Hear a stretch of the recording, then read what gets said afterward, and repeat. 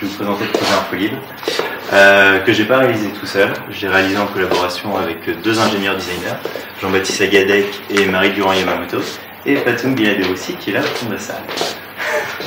Voilà, juste. Donc c'était quoi ce projet?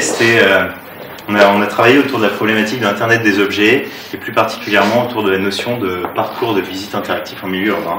Donc notre projet, c'est InfoLib, c'est justement créer de l'information en libre service, et créer aussi un réseau de mobilier urbain connecté.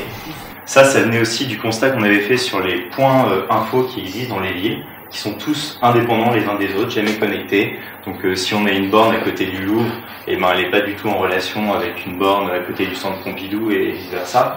Enfin, il y avait vraiment une totale déconnexion, et via l'Internet des objets, on s'est dit qu'il y avait vraiment quelque chose à faire. Donc on a créé notre réseau. Alors comment ça se forme? C'est une borne.